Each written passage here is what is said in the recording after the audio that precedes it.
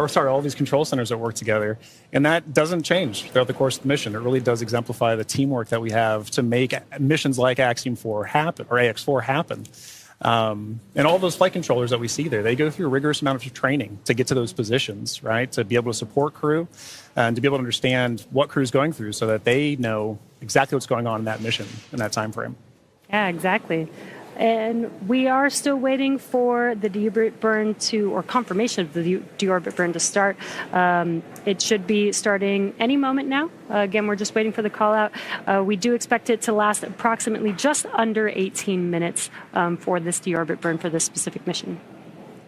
That's right. And if you're just tuning in, after that deorbit burn, we'll then proceed into a few more dynamic operations following that.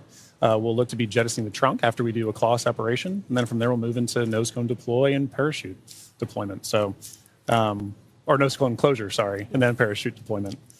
So we've got a very full day coming up ahead after this deorbit burn starts.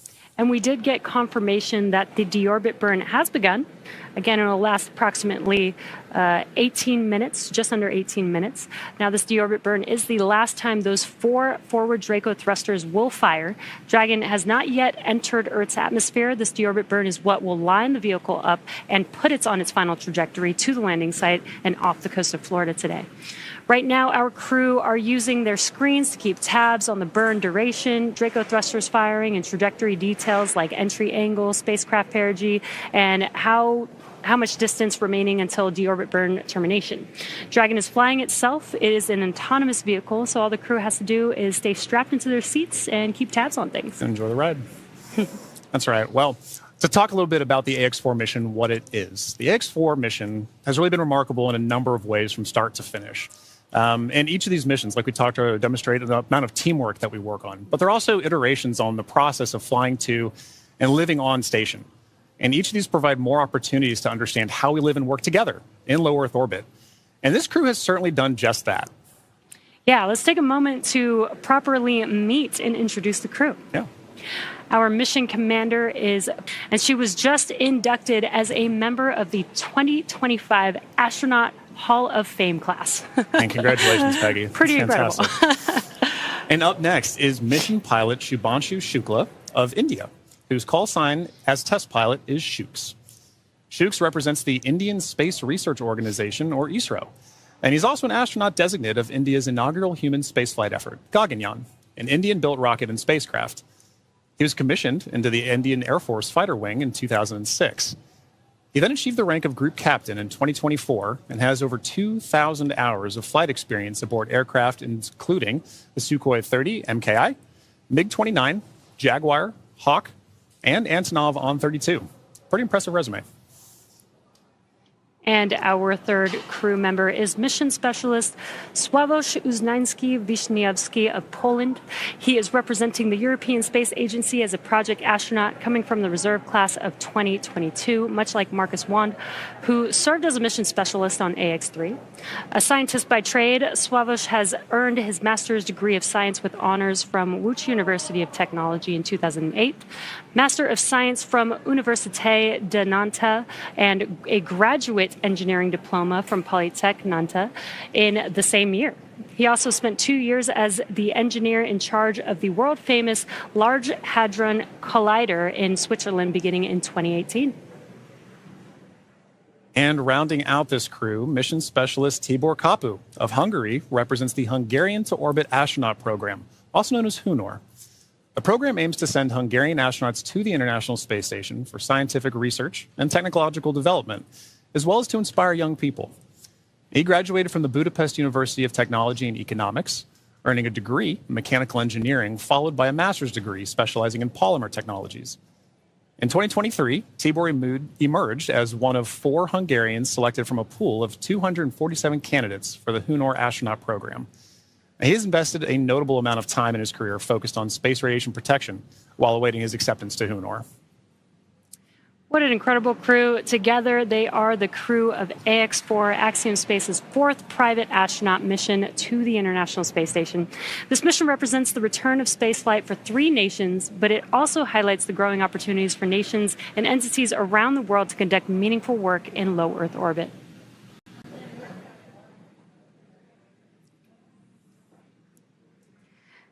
And we are, again, if you're just now joining us, the deorbit burn has begun for the crew. And this deorbit burn lasts just under 18 minutes. So we still have about 10 more minutes to go in this burn. And we are patiently waiting for that burn to conclude. Exactly right. And at the end of that burn, like we mentioned earlier, if you're just now joining us, we'll move into claw separation and trunk jettison before we move into nose cone closure and then parachute deploy. So we've got a few dynamic operations that are coming back to back coming up here shortly. But, you know, Jesse, we were talking a little bit about that crew. I had the pleasure of meeting them a little bit before the mission, and you can really tell that this crew has taken it upon themselves to really make sure that a priority of this mission is outreach. They really want to ensure that who they are representing, the people that they're representing, are getting an opportunity to come aboard with them and understand why they're up there, understand why they're going on missions like AX4, why AX4 is a mission that needs to exist to further everything. And I know that STEM outreach is something that you find pretty fascinating. Yes, John, you already know that. I love outreach. I think it's super important. There's so much technology emerging and growing and advancing, and I think it's super important for the young people to get interested in it while they're young, so they can further explore that interest when they do get older and when they can, go to school or go into a professional field. So I think it's great that this crew specifically did multiple outreach events during like this over mission. 20, I think you said, right? Yeah, and it's one of those things too where for a lot of times this may be these kids' first times getting to understand like what goes on the International Space Station. What kind of things can we research in space? You know, I know one thing that kind of resonated with me is, you know, when I got to meet Suave, as he's known by some, especially the crew. His background in microelectronics, right? He's carrying that on his research here today to understand how does space radiation, which is a huge problem to solve, right, for long endurance, for long-term, long-duration spaceflight missions, how are we going to solve the problem of space radiation? And not just for humans, but for electronics. And so for this particular mission, they were, and we'll cover a little bit of this later too, but they were flying some experiments to assess, like, how can we better protect these in orbit? So I think Suave, Tibor, their backgrounds really help kids understand how can I tie my research to the practicalities and understanding of how do we live and work in space. Yeah. And honestly, this is what we do all of this for. This is what Axiom 4 is for, and other missions have been for, is to do that research. I think a lot of people don't realize astronauts are scientists. They are. Doing a lot of experiments. Exactly. First and foremost, the reason we're up there is to understand how are we going to keep doing this? How can we keep doing this? So every mission that we work together, we learn from each other. Every mission that this crew goes on, from AX1 up through AX4 now, we all build on the last mission before it. We've been doing it for years. We're going to continue to be doing this as well. So it's really exciting to see them put that emphasis on not just the research, but also the outreach to get the next generation of people to do the next missions. Yeah, I love it. If you're just now joining us, again, there is a clock in the middle of your screen where you can follow along with the timeline of the mission all the way towards splashdown today. And also in the bottom right-hand corner of your screen, there's a little graphic showing Dragon and its thrusters firing. So while we are not showing some live views at this moment, you can kind of see which thrusters are firing, and there's a lot going on. So Dragon is very active right now, but love this new graphic that we have. Really cool to be able to kind of see. You might not be able to always see it live, and when we do see it live, I love you can actually see the little bursts of thrust. But in case we don't have any live views, you guys can follow along with that graphic in the bottom right corner. And speaking of live views, excellent timing inside of Dragon with our commander and pilot there. That is at the front of your screen is Commander Peggy Whitson. And if you're looking right past Peggy Whitson as well, you can see our pilot Shubhanshu Shukla interacting with Dragon's controls there right now. But as you mentioned, Jesse, Dragon is a fully autonomous vehicle on this way home. So kind of tying back to one of the things you mentioned earlier, being able to see the thrusters firing like that really highlights a good point. When we don't have direct camera feeds like what we just saw, we still get vehicle insight. We still get spacecraft insight. When we talked earlier about what the mission control centers are for, that allows us to get telemetry to that vehicle for ground crews to understand what is the vehicle doing, and allows us to share it with everybody here to get insight to the mission. Yeah, very cool. And it is I love these ideas. Yeah. But it's really hard to believe that it's been 5 years since Dragon radically changed how humanity gets to space. After the space shuttle program ended in 2011, NASA astronauts primarily used the Russian Soyuz spacecraft to travel to and from the International Space Station. From 2011 to 2020, the Soyuz was the only human-capable launch vehicle available, and in December of 2010, Dragon became the first commercially built and operated spacecraft to be recovered successfully from orbit. And that mission, known as COTS-1, was the first demonstration flight for NASA's Commercial Orbital Transportation Services, or COTS program. And the purpose of COTS was to develop and demonstrate commercial sources for cargo resupply of the International Space Station. Now, fun fact, the Dragon that flew on this historic mission is currently actually hanging behind John and I in front of SpaceX Mission Control Hawthorne. And just 10 years later, in May of 2020, Demo 2 launched astronauts from U.S. soil for the first time in nearly a decade. Demo 2 was Dragon's first human spaceflight mission. The spacecraft, named Endeavour, carried NASA astronauts Doug Hurley and Bob Behnken to the International Space Station in the first orbital human spaceflight launch from the United States since the final space shuttle mission in 2011, and the first ever operated by a commercial provider. And I remember that day very well. Yeah. One of the most exciting missions, probably my favorite mission of all time, really. Yeah, and another fun fact about Endeavour, too, that was the first mission for AX-1. Oh, that was the Dragon they flew on AX-1. Exactly. And this is a really cool view. I mentioned the graphic in the bottom right-hand corner, but you could actually see a similar graphic for the crew on board on their displays there. Exactly right. I mean, for crew situational awareness, it's incredibly important to, even though you may not be commanding the vehicle yourself, even though it may be an autonomous flyer, having the insight to your vehicle systems is incredibly important for all crew members, let alone the pilot and the commander. So our commander, Peggy Whitson, and our pilot, Shubhanshu Shukla, are maintaining close situational awareness on the vehicle systems there, like we saw a minute ago, being able to watch thruster firings, understand where they are kind of on their mission home. Yeah, and they are sitting inside of Dragon. They're strapped into their seats, so they can't really see what's going on the outside, but they can hear the sound of the thrusters firing. It may sound a little bit different to them than here on Earth, but it also helps them, as they're monitoring, helps them understand what's happening, what those sounds mean. So again, that they have the full awareness of everything that's happening with the spacecraft. Exactly. Now, alongside the NASA missions, Dragon has also flown several private missions to orbit. In September of 2021, on the Inspiration 4 mission, Dragon became the first private spacecraft to take an all-civilian crew to orbit. And the following year, Dragon flew Axiom Mission 1, the first all-private astronaut mission to the International Space Station in collaboration with Axiom Space. Now, the first of now 4 flights together with Axiom Space to take commercial crews from around the world to the International Space Station.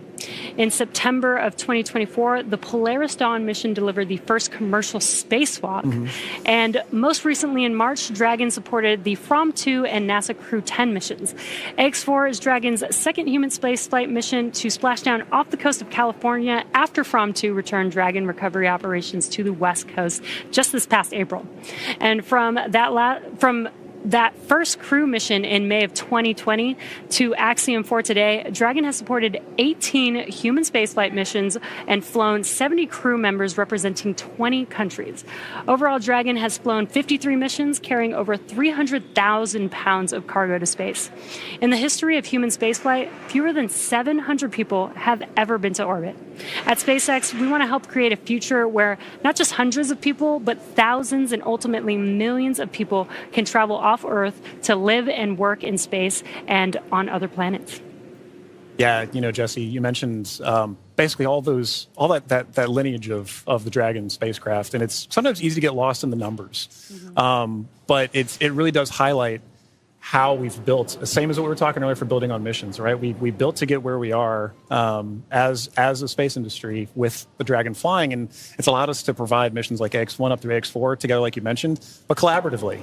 And each of us, it allows each of us to play a role in these missions supporting. And so I always really love the teamwork aspect of this commercial spaceflight endeavor, and I think what you just mentioned there really highlights that. Yeah, and just the exponential growth. It's only been 5 years since SpaceX has been a part of this in history, and it's really cool to see how much we've been able to do. Exactly. And we are about 30 seconds or so away from the expected ending of the deorbit burn, so we should be potentially hearing that call out, but if we don't hear the call out on the nets, we will confirm when that deorbit burn is complete. Exactly. And like we mentioned earlier, while we're waiting on those calls, we're still able to view some of the telemetry and insights of the vehicle that we have too. So once we kind of get some awareness that the vehicle is done doing its deorbit burn, we should shortly hear a call after that. But at that point, it's a good reminder that those calls, the telemetry, it serves as an operational synchronization point for all of us to kind of say, a major dynamic operation just happened. Now, how are we going to regain the situational awareness to say, okay, everybody's back on the same page so we can continue executing all of the flight procedures that we have. So. Yeah, exactly. And we are awaiting the conclusion of the deorbit burn. And again, after that deorbit burn ends, we'll move into claw separation, trunk separation, or chunk jettison rather. And then we'll move into nose cone closure for the rest of the mission. Yeah. We are just in the beginning of the multiple dynamic events that we have left to bring the AX4 crew safely back home to planet Earth. Exactly. And we do have our recovery ship Shannon waiting patiently in the Pacific Ocean. We do have a targeted splashdown zone, so the crew aboard the recovery vessel is there waiting, and once they splash down into the water, we'll send a couple fast boats, and then the recovery ship vessel Shannon will meet the crew, lift the Dragon spacecraft on board to the ship, help the crew get out of Dragon, and then they'll eventually do some medical checks, make sure that they're all good. Exactly right. Board a helicopter and take them back to land. Exactly right. I mean, like that is still a part of the very dynamic operations, and SpaceX and Axiom are both providing crew on the ground to provide in that work. So we have the retrieval of the crew and our Axiom. Dragon, SpaceX, deorbit burn complete and performance nominal. Trunk separation initiated. Awesome. Great news. We heard that call out. We heard that call out that the deorbit burn has completed, which is great news. We're moving on to the next events. So at the moment, Dragon is doing a couple of things autonomously. It's isolating the thermal control system fluid loops from the radiator. This system is what will help keep the internal temperature of Dragon temperate for our crew during reentry, as it does heat up a little bit on the outside of the vehicle. Next up, we are waiting for the claw to separate. The claw connects the trunk to the spacecraft, delivers power, telemetry, and fluids, and claw sep is the first step in trunk separation. And we did hear that call out for the initiation of CLAWSEP. So that event is now in progress. We're waiting for the conclusion of claw separation. Nominal trunk jettison. And all of that just happened. Claw separation as well as trunk jettison. There we go. It's a good example of the kind of things that we're listening for on this phase of the mission. Really are back to back, and they're structured in a way that are very timelined, very expected. And so while we wait for those call downs, we want to be very cognizant of, is crew checking back in with ground, is ground checking with crew. But once the vehicle hits those certain points and the commands are retrieved, sent, executed, whatever, that we're waiting for those and we're expecting those. Yeah, and then we do have nose cone closure coming up in just about 3 minutes or so is what we are expecting. And in the background, Dragon is currently inhibiting those forward bulkhead Draco thrusters that we just used to complete the deorbit burn, ensuring it's safe to latch the nose cone shut for reentry. Also, the vehicle has initiated the nitrox suit purge. This will help keep the crew cool and comfortable during reentry, and which again is coming up in a few minutes, that nose cone closure in just about a couple minutes. Now at this point, the nose cone is preparing for closure. That's right. Yeah. And now, for those of you just joining us, we are, as Jess just mentioned, we are in the phase of flight where we've now gotten good confirmation that the claw has separated, that the claw has retracted, and that the trunk has been jettisoned. And we're waiting for that nose cone to close. And a minute ago, we had good visuals inside the vehicle showing our commander, Peggy Whitson, and our pilot, Shubhanshu Shukla, engaging with those controls for the vehicle to maintain insight to understand where the vehicle is at this moment in time. And what you're seeing on your screen is a map of where Dragon is above the Earth. And again, it's making its way over, it's going to make its way over the Pacific Ocean to splash down off the coast of California. And you can actually see how close it is passing by the International Space Station there, which is pretty cool. Yeah. Again, it's amazing being able to actually maintain the kind of awareness we have on this, right? As you know, last night when we were tracking undocking, kind of understanding where Dragon is relative to station with regards to things like the keep out sphere. It can be easy on a day like splashdown when we're not talking about from undocking from the space station, to still be able to maintain awareness of where we are relative to it. I think in our orbit is fascinating. Again, we are waiting nose cone closure. And if you've been following along SpaceX, reusability is extremely important to us. That is what nose cone closure is for. In previous Dragon designs, we used to jettison the nose cone, but being able to close the nose cone allows us to just reuse it. We actually don't necessarily need it on the re-entry, but it does protect the forward of the Dragon spacecraft during ascent, during launch, basically. That's right. Yeah, and being able to reuse that, I think, is an incredibly important aspect of what we're trying to do as we advance these missions, right? You take every mission and you learn from it, and you say, what can I do next with it? And so being able to now close your nose cone and keep the vehicle for next time is pretty important. Makes reusability and preparing for the next mission very easy. Exactly. But you're right. Now, once we're closing that nose cone, we have to make sure that there's no more Draco firings that are happening, because once those Draco firings are done, we can then safely close the nose cone and prepare it for re-entry. Again, we are waiting for nose cone closure, and it is expected to be fully closed any moment now, so we are just waiting for that confirmation.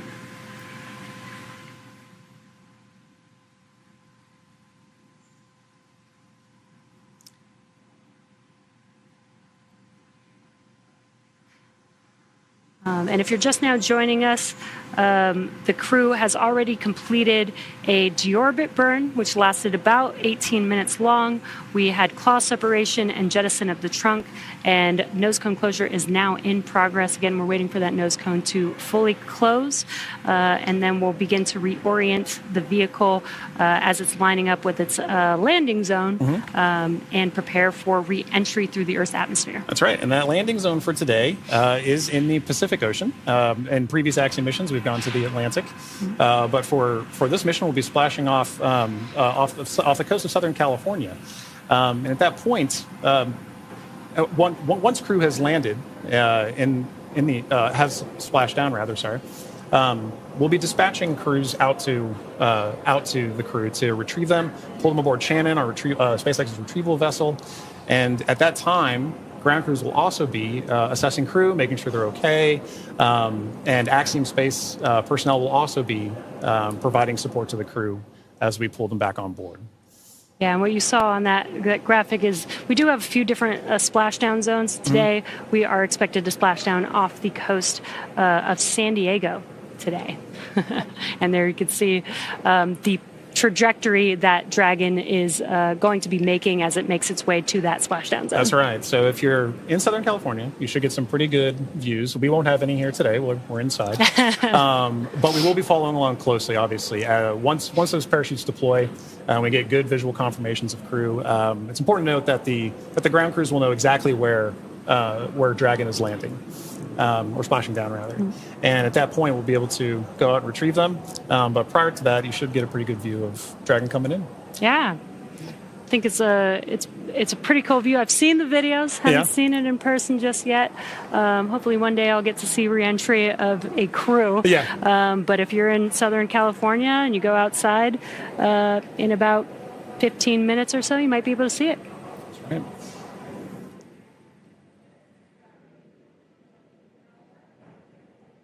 Now, we do expect that the nose cone is fully closed at this point, but just waiting for confirmation of that closure.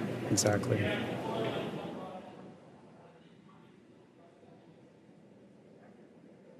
Again, the nose cone helps protect the forward bulkhead thrusters and just the forward section of the Dragon spacecraft during ascent. And closing the nose cone, again, just helps with recovery.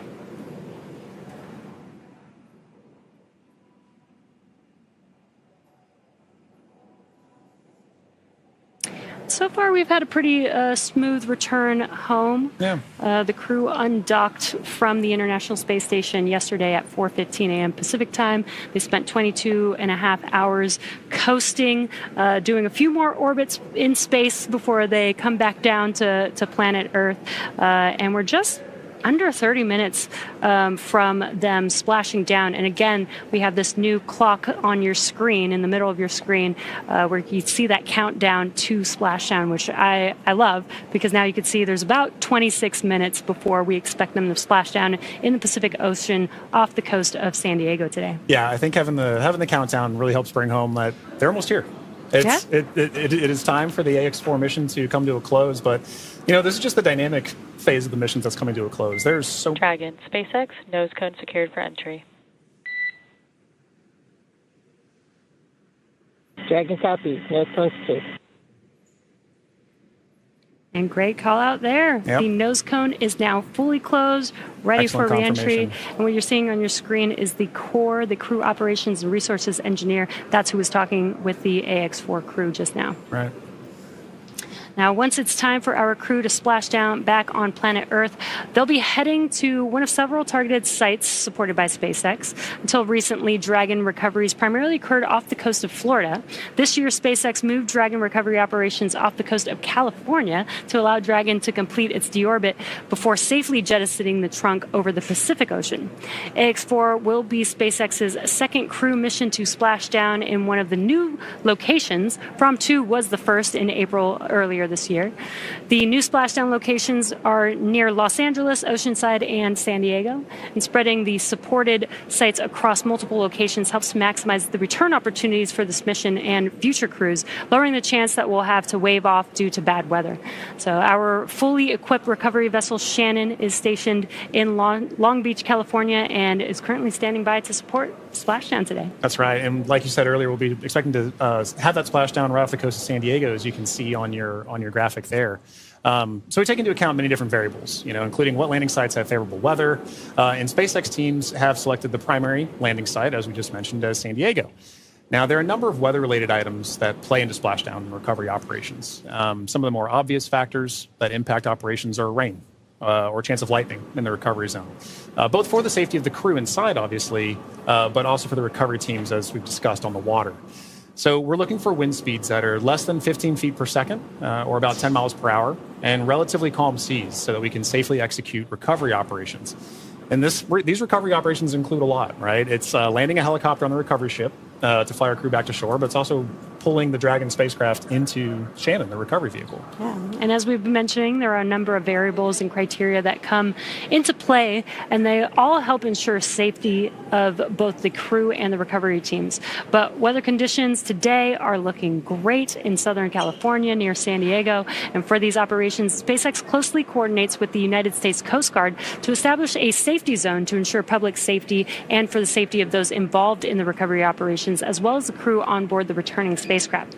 Now, multiple notices are issued to the mariners in advance, and during recovery operations, and Coast Guard patrol boats are deployed to discourage boaters from entering the splashdown zones. And that's right. We really want to stress to the public the need to respect this safety zone. Recovering a spacecraft from the water is a hazardous operation, as you can imagine. And any other boats interfering in the area not only increases the risk to the astronauts in the spacecraft, as well as the teams working to recover them from the water, but also to those themselves who would be going out to see it. So for the safety of the crew, as well as your own safety, we recommend you sit back from home, watch and follow along the action from your TV, as the teams who have trained extensively do this. For final entry briefing, report when ready to copy.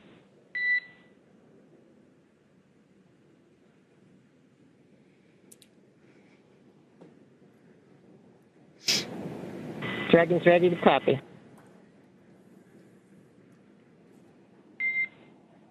Dragon, I have no deltas to the previously briefed times. The vehicle is healthy, weather is still looking good, and recovery forces are on site. Predicted COM blackout starting at 0918 Zulu and ending at 0925 Zulu. How copy?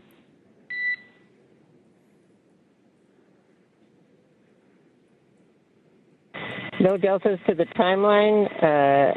Everything's healthy and weather looks good. 0918 to 0925 for the COM blackout. That's a good readback, Dragon.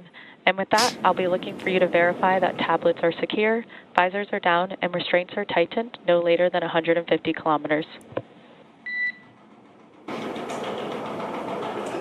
Dragon copy. Welcome.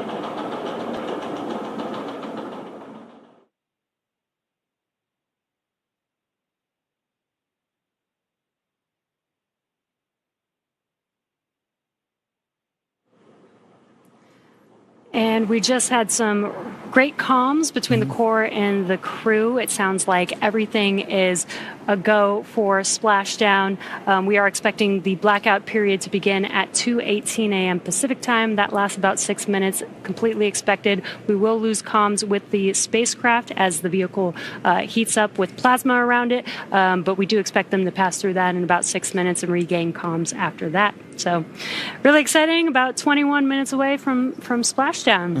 And as you might imagine, astronaut training can be extensive, from training that is specific to each crew member's role to learning SpaceX protocols, space station systems, and preparing for the science and outreach activities that they'll be conducting in space. Private astronaut training is rigorous. In addition to the training in the field like they do through NOLS, or NOLS, the Axiom 4 crew spent about 35 days training inside of Dragon. Now, to prepare them for flight, our teams at SpaceX spent the last several months teaching the crew about orbital mechanics and how to live in microgravity. While this was more of a review for Peggy Whitson, for the rest of the crew, this was their first time flying on Dragon. The training program includes nearly 100 different lessons covering all aspects of the flight. The crew spent time inside of our Dragon training spacecraft to run simulations of ascent, the International Space Station rendezvous, and re-entry. And they also spent time at the launch pad in our suit-up room and working through emergency procedures that would be necessary in the unlikely event of a pad abort scenario.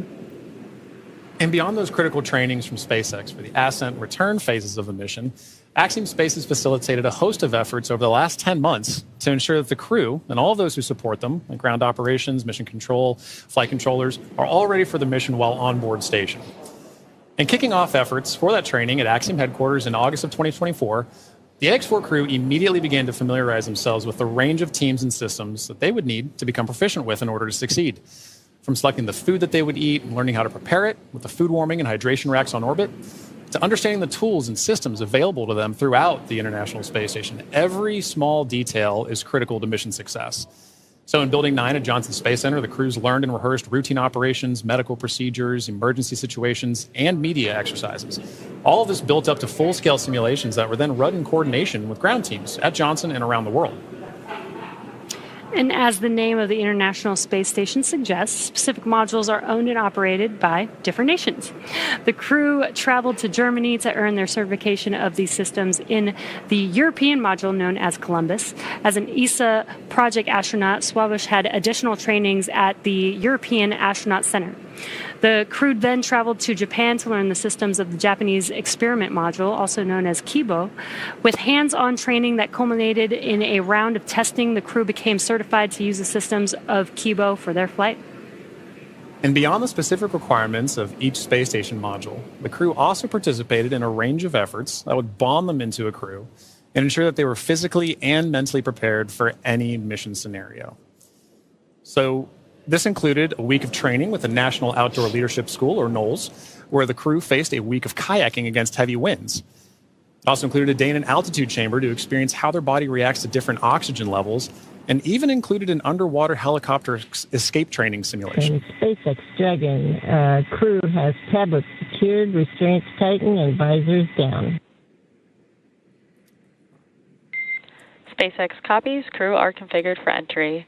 5 minutes until predicted comm blackout. We'll see you on the other side at 0925 Zulu. Copy 09250 on the other side of the blackout. Okay, and good comms there from crew that they are ready and configured for their return time. And, you know, an aspect of that is to wrap up our discussion about training.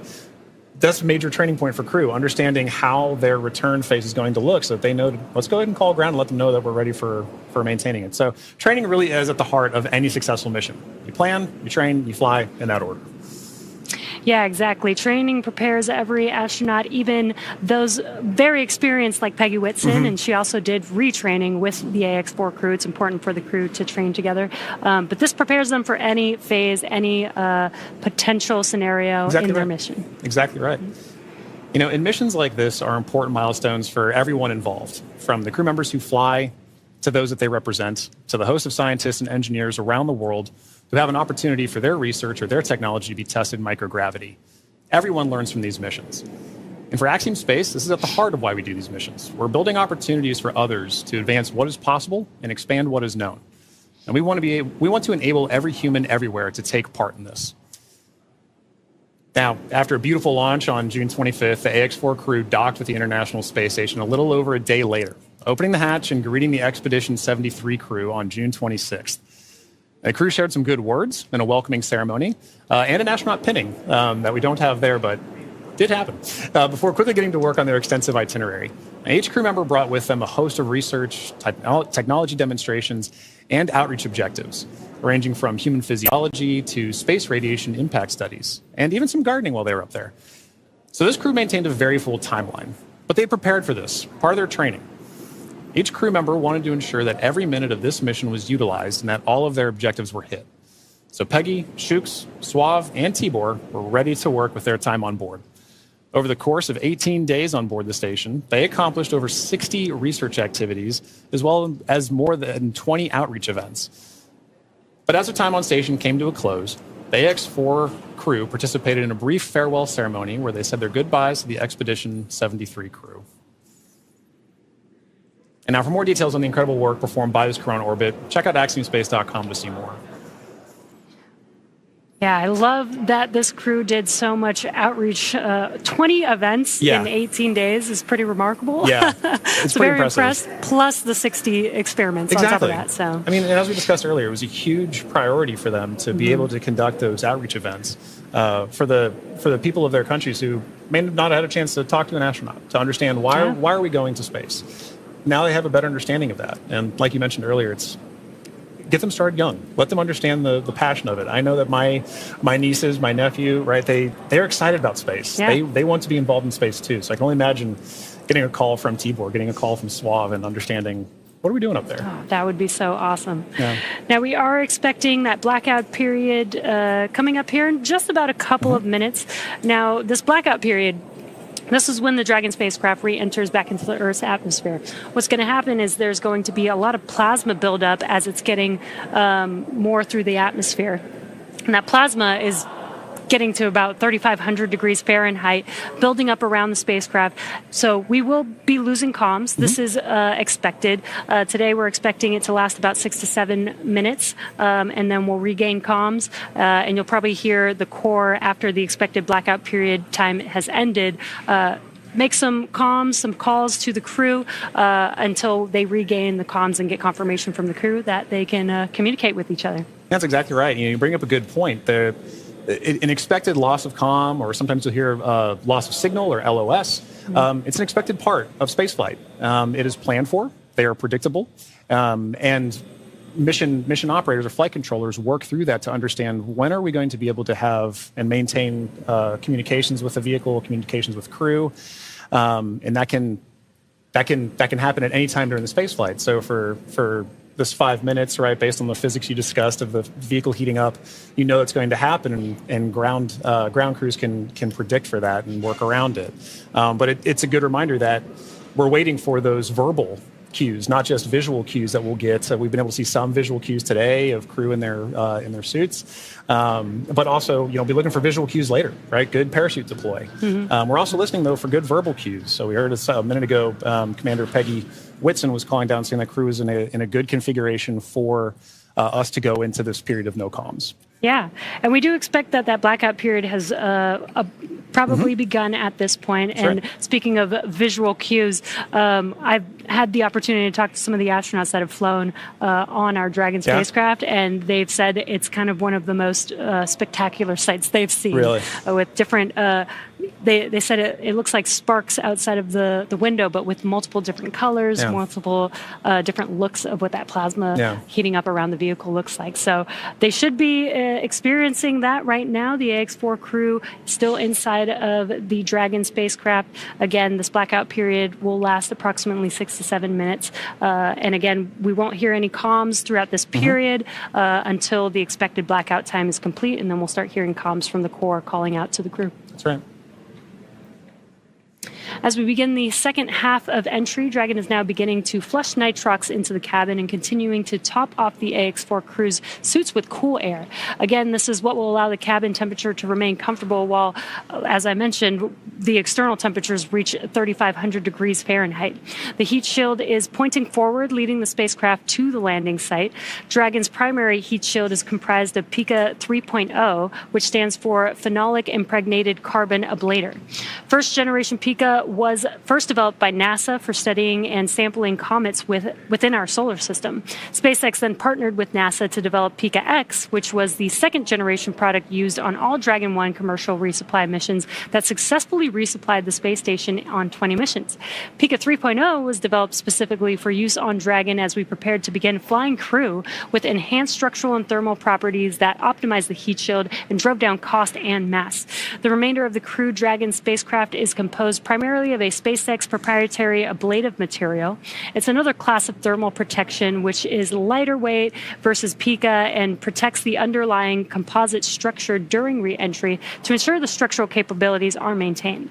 Now, while Dragon will experience temperatures well over 3,000 degrees Fahrenheit during peak re-entry conditions, the characteristics of the TPS or thermal protection systems, coupled with the ECLIS environmental control and life support system in the pressurized interior will ensure that the AX-4 crew will stay cool and comfortable during all the phases of re-entry through splashdown with all that heat surrounding them. Exactly right. Well, now, as AX-4 set a new benchmark for private astronaut missions with the most research activities executed aboard an Axiom space mission to the International Space Station to date. With over 60 experiments representing 31 countries, the mission showcased the growing global interest in leveraging low Earth orbit for scientific discovery. The research portfolio included 8 technology demonstrations, 12 life science investigations, and 27 research projects. And this research spanned a wide range of disciplines, from cancer biology to regenerative medicine to even artificial intelligence, agriculture, and materials science. And this further demonstrates how low Earth orbit is a platform for innovation. Now, many of these studies were designed to address challenges both in space and on Earth, such as improving disease modeling, enhancing food security, and developing smarter autonomous systems. Now, the scale and diversity of the AX-4 research portfolio reflect a shift toward more collaborative science on orbit together, positioning commercial astronaut missions as catalysts for advancing knowledge and solving real-world problems. You know, Jesse, I think this is one of the most important things about a mission like this, is it allows us an opportunity to understand we have a number of problems that we're trying to address on Earth, and it is a unique opportunity to be able to go to low Earth orbit and understand some of the key aspects of that kind of research. And missions like AX-4 really allow for those kind of problems to continue to have momentum behind them to be solved. The International Space Station has been tackling so many of these problems for over 2 decades now. Yeah. And that research needs to continue. It needs to keep going. I think a lot of people don't realize that some of the stuff that we have that seem very simple and common to us here on Earth actually sometimes come from the research that happens in space. Exactly right. Exactly right. One of the things we were talking about earlier is a major aspect of long duration spaceflight is the radiation impacts. And I know for me personally, I thought one of the really interesting research topics or research experiments that was being conducted on orbit for AX4 was looking at what are the different materials and properties that we can use to protect against space radiation. So during the mission, we had a great call between Peggy, Suave, and Dr. Lucy Lowe with Axiom Space to discuss exactly what it is that we're trying to protect for and understand why space radiation is so difficult to wrap. So, missions like AX4, they're all important. And we are now seeing great confirmations of the Dragon spacecraft making its return back to Earth right now. And while we are in a blackout period, this is an excellent view, seeing Dragon from the ground as it's re-entering back into Earth's atmosphere. Now, that blackout period is expected to conclude at 2:25 a.m. Pacific time, so just a couple more minutes here, and then hopefully we'll get some comms back between the core and the crew. But in the meantime, at least got some cool views of the crew almost back down here on Earth. Exactly right. And making that kind of visual confirmation is such an important part of what we're tracking today. We're tracking a lot of very dynamic operations. And so being able to see what we see on the screen there is incredibly important for mission controllers. Dragon, SpaceX, comm check.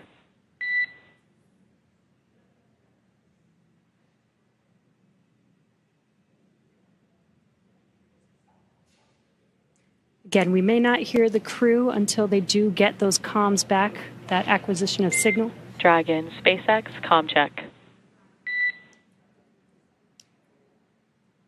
SpaceX, Dragon, we have you loud and clear. Dragon, we have you the same. Expect automated chute deployment. Dragon copies, automated chute deploy. And great news, as you heard there, we got comms from the X4 crew. That's exactly what we're waiting for, and I love that you can hear the excitement in Peggy's voice, too. Yeah. It's like she's done this before. Maybe a few times. A great live view on your screen inside of Dragon as they are re-entering the Earth's atmosphere. And we did hear confirmation that there will be the automatic drogue and parachute deployment coming up here shortly. And on your screen with that great live view. GPS converge. Expect nominal altitude for drogue chute deploy. Copy. Nominal GPS chute deploy. Now we're going to hear a lot of comms back and forth throughout these last 5 minutes here as the core will be calling out their altitude as they're making their way down, as well as when the drogue parachutes deploy and the main parachutes deploy. And then as they get closer and closer to Earth, just keeping the crew updated with how close they are before splashdown so that they can expect that splashdown. Exactly right. Exactly right. And those are the things that crew that you're seeing there on the left side of your screen are following along with their onboard telemetry. And for you at home as well, you can see on your screens as well, things like vehicle speed, vehicle altitude. All those are really important metrics that we're trying to understand as part of the visual confirmations, the audio communications or the verbal communications that we've gotten with crew. We're also getting vehicle communications and telemetry to all understand how we're looking as we lead up to these next 4 minutes before. And there you can see on your screen, the seats are rotating for the crew. This prepares them for that splashdown, so they do brace for drogue window. They do reorient the crew depending on the dynamic events that are happening, so the crew does lean back during re-entry. Crew is braced. And then they are sitting up a little bit more upright for those drogue and main parachutes to deploy. That's right. Having them in that position helps distribute the forces correctly so that when they're experiencing that dynamic event, they're as comfortable as they can possibly be. Yeah. We're now waiting for confirmation that the Dragon's chutes have deployed, coming up here just in under a minute or so. Just prior to the deployment of the initial drogue chutes, Dragon automatically safes the propulsion system. Dragon then deploys its drogue parachutes to stabilize and decelerate the vehicle. Then just before drogue deployment, seats automatically rotate to 26 degrees, which we just saw there, to keep the crew within acceptable G limits for entry and landing. And excellent view. Great view. Drogue parachutes are deployed.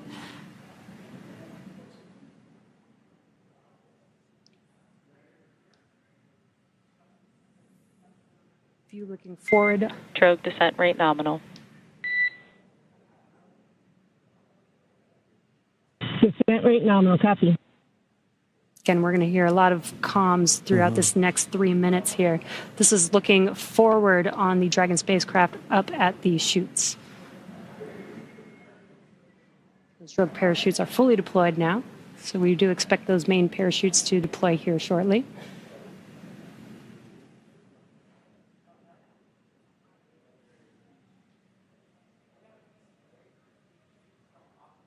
If you're just joining us, we have now confirmed that the AX-4 crew on their return home is roughly 2.5 minutes out from splashdown, and our main chutes have deployed. Main chute descent rate nominal. Copy. Main chute descent rate nominal, 1,000 meters for Dragon. We copy 1,000 meters. Great visual confirmation, as well as those comms, that the 4 main parachutes have deployed. Again, we are going to be slowing down the vehicle from 350 miles per hour all the way down to just about 15, 16 miles per hour by the time that the vehicle touches down and splashes down into the ocean. Exactly right. You know, you mentioned these beautiful visual confirmations that we're getting. You know, an important aspect of today's specific splashdown is that it's occurring at night. That's Dragon 800. Copy 800 meters.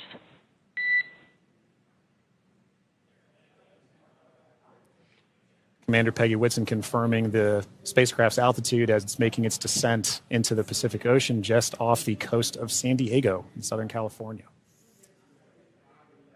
Yes, love that it's coming off the coast of my hometown. 600 meters.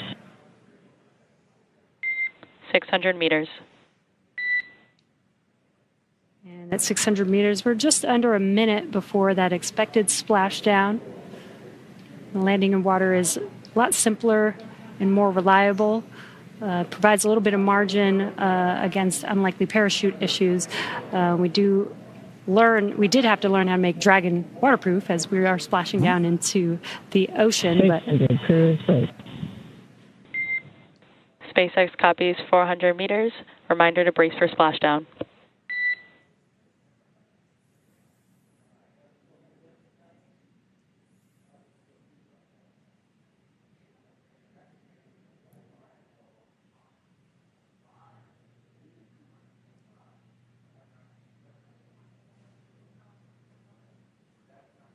Oh, that's a pretty cool view. Yeah. That's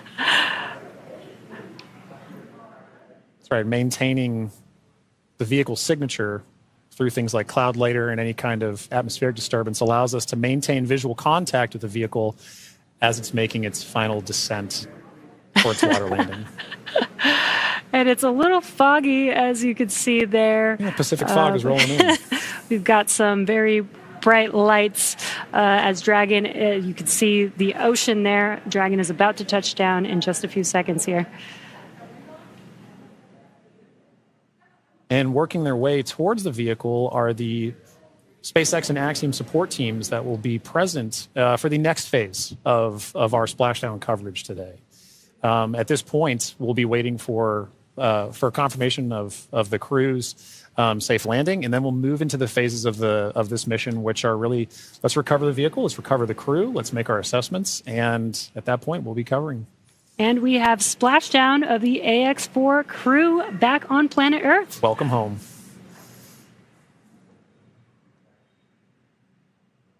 SpaceX Dragon splashdown. We are in Stable 1. SpaceX copies splashdown and Stable 1. On behalf of SpaceX, welcome home.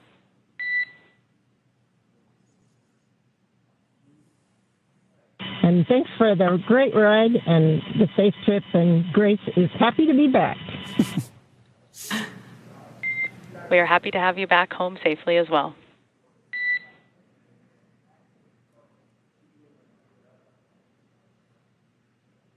Some words between the Corps and our commander, Peggy Whitson, as the AX4 crew has made it back home, splashed down at Dragon SpaceX, for your awareness, SISTI system verifications are in progress. I will report back when recovery personnel are en route.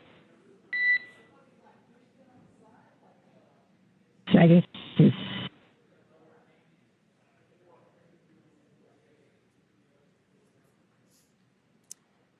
Yeah, so now you can see a couple fast boats are going to be approaching the Dragon spacecraft. They're going to start with making sure that the spacecraft is safe. They're going to do some sniff checks. They're going to pick up those main parachutes.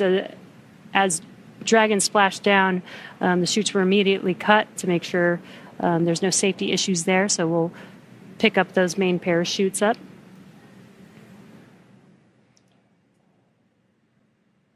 And once the crew deems that the spacecraft is safe, then our recovery vessel Shannon can begin to approach and begin the recovery process.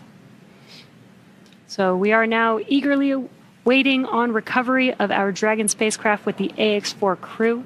Dragon has already autonomously completed several steps to save itself following splashdown. So for those of you just joining us, the return of AX4 has gone smoothly so far, and we just got great confirmation that crew has splashed down. So Dragon successfully re-entered the Earth's atmosphere, followed by deployment of its parachutes to slow the spacecraft down to a gentle 15 miles per hour. And at that point, they successfully splashed down in the Pacific Ocean at 2:31 a.m. Pacific time, off the coast of Southern California. So at this point, like you mentioned, Jesse, we are just waiting for Dragon's recovery from Shannon. Yeah, upon detection of landing, Dragon automatically releases the main parachutes to prevent wind from pulling the spacecraft. Dragon then automatically saves any pyrotechnics still present on the vehicle and may automatically perform additional minor system reconfigurations. The astronauts remain seated and in their suits at this point, but the onboard air conditioning keeps temperatures in check inside the spacecraft, and the communication systems on board remain powered so the crew can continue to communicate. And as we're watching, SpaceX has two fast boats in their recovery fleet, which move very quickly to get to the splashdown point. And those are being followed by Shannon, the main recovery vessel, which will move into position upwind of the spacecraft. The two fast boats have very specific roles here in these operations. The first fast boat makes initial contact and is focused on immediate safety inspection of the vehicle, checking for vehicle integrity and any presence of hypergolic propellant vapors. This ensures that it's safe for Shannon to approach the Dragon spacecraft. Now, once Dragon is cleared for full approach, the team begins rigging the spacecraft for water recovery by the recovery ship. The second fast boat is responsible for parachute recovery and also serves a redundant boat to the first. So we'll see a team member. We'll also see a team member on a jet ski helping to gather up the now detached parachutes that you mentioned came off. Jesse. Yeah, and it'll take a little over 10 minutes for the recovery crew to complete their safety checks. Then once they're complete, the team will begin preparing Dragon to be lifted into the recovery vessel. As part of the preparation for this lift, one member of the recovery team will climb on top of the spacecraft so that they can attach Dragon's hoist rings and connect the lifting lines. Now, it will take us less than an hour to raise Dragon to the recovery boat and remove the crew from the spacecraft. And then after medical checkouts, the crew will return to shore by helicopter and then be flown back to Houston. That's right. And each of these next steps are entirely dependent on the status of the crew. Axiom Space's Dragon SpaceX, we have pulled go for recovery personnel approach. Expect fast boats alongside in 1 minute. Dragon copies. We'll be waiting.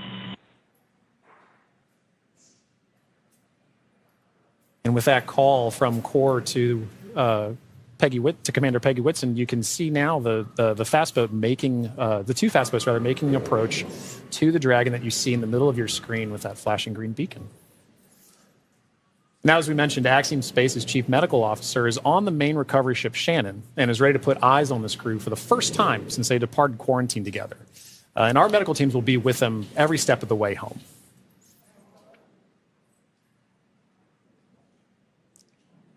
It is nighttime, so we do have this infrared camera to help us see a little bit more clearly. That's the Dragon spacecraft in the middle of your screen there.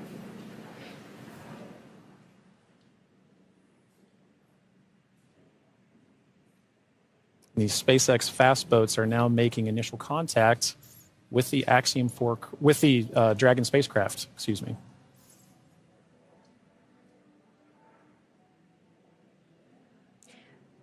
You can also see the red and green lights on Dragon, just similar to starboard and port on a ship. We have that for nights like this where it's a little bit harder to see the orientation of the vehicle, so those red and green lights help us understand which side of the vehicle and orientation that we are approaching.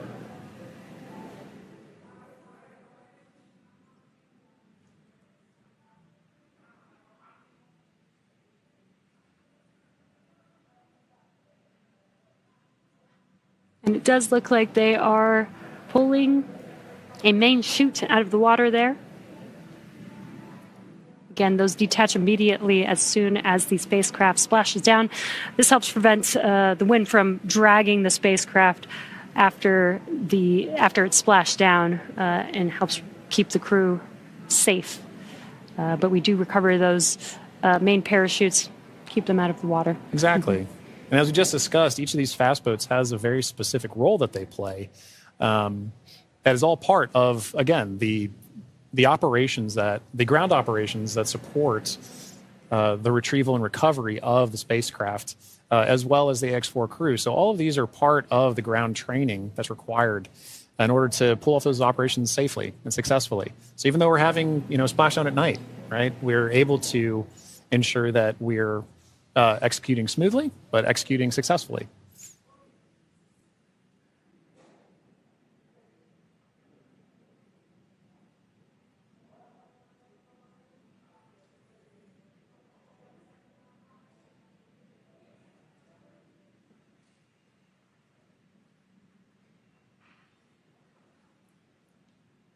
We're now looking at some additional views that we're getting in of the fast boats making their contact with the Dragon spacecraft. And we should be seeing a crew member actually climb on board the spacecraft. Yep. Do some final safety checks, and then help begin setting up the rigging for the spacecraft to be lifted out of the water.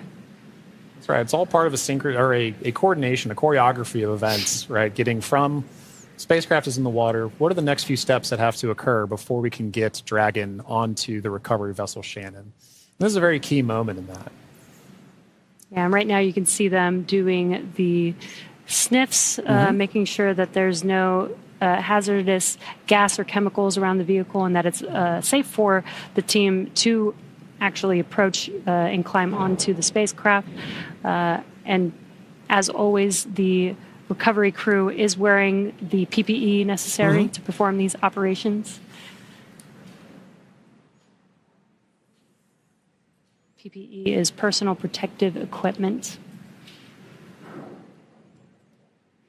And it's a good reminder that even in this phase of the mission, we're excited crew is home, but the job's not done yet. We're taking this time to make sure that we're operating smoothly, that we're operating safely, so that we ensure a safe return for the crew on board the vessel and back home to their families and teams.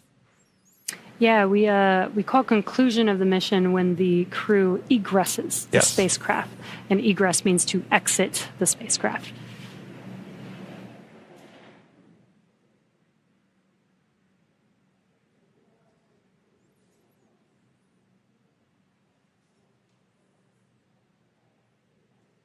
Got some calm waters there, which is great. Yes, exactly what we're looking for. Southern California, southern Pacific Ocean, as we splash down off the coast of San Diego today. Dragon, SpaceX, hypergol sweeps, and unfired ordnance checks are nominal. Rigging is in progress. Approximately 5 minutes until capsule lift. We have SpaceX flight surgeon standing by. Please confirm crew are ready for post-splashdown PMC. Dragon, copy go, and we are ready for post-PMC. Copy that, Dragon. The next call you hear will be from flight surgeon on Dragon to ground privatized.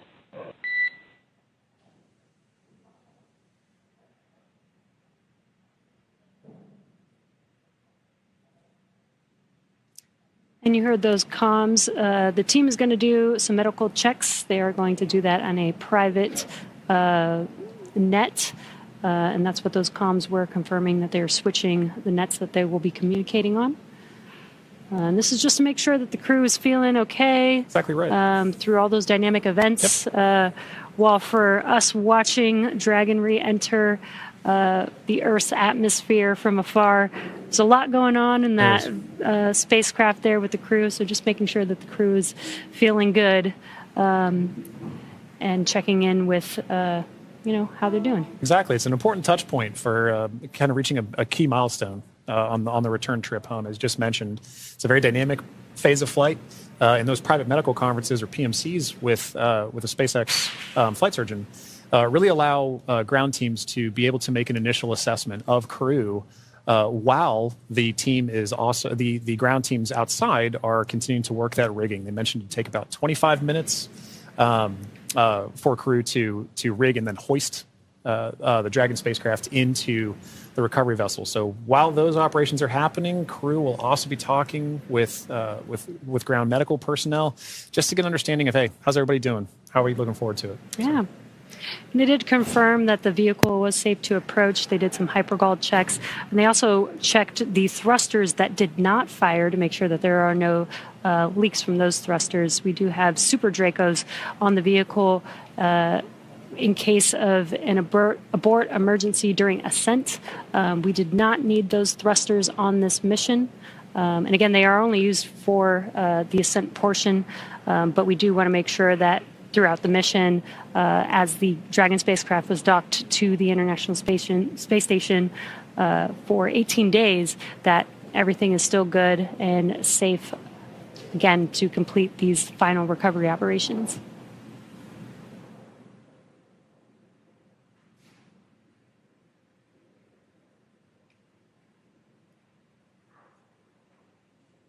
And again, it's a little dark because it's early, very early morning, but you can see the little window on Dragon and the light. Yeah, the little light inside there as the crew is patiently waiting recovery operations. It's a very different view that they're having outside that window than they had for their flight up and their flight home. Yes. But all the same, I'm sure that they're also glad to say, hey, we're home. If you're just joining us from home, you are seeing live views of the Dragon spacecraft that has returned home from the Axiom 4 mission. After launching on June 25th, the Axiom 4 mission... Dragon SpaceX, Dragon to ground is now unprivatized. Com check. We have you loud and clear on Dragon ground. Copy, Dragon. We have you the same.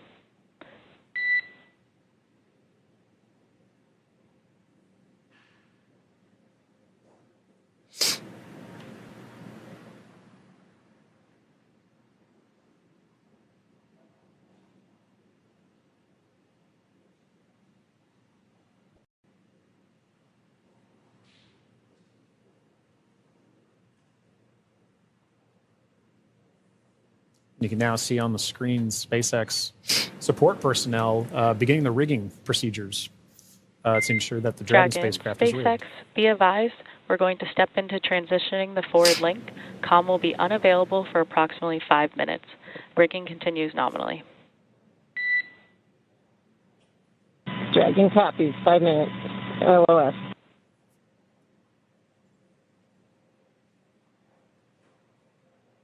Again, the Corps just keeping the crew updated with the operations that they're performing. They won't have comms for about 5 minutes, but rigging is continuing, as we can see there, with the recovery crew member standing on top of the spacecraft. Yeah, working very important procedures for the next phase of the AX-4 mission. And for those of you who've been following along since June 25th, when the Falcon 9 lifted off from Kennedy 39A, this was a pristine new Dragon. That crew had the privilege and the pleasure of naming Grace. And now that it's gone through its first mission and landed back safely in the Pacific Ocean, you can see exactly what the spacecraft goes through on its return home. But very much a sign of a successful mission.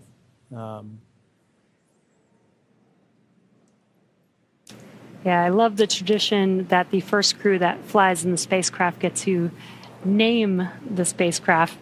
And Peggy Whitson had some great words on why they named the spacecraft Grace, which I think is amazing. And we've got a great fleet of Dragon spacecraft. And speaking of Commander Peggy Whitson, she's actually our third frequent flyer. Yeah. Our first frequent flyer was Michael Lopez Alegria from Axiom Space. Yep.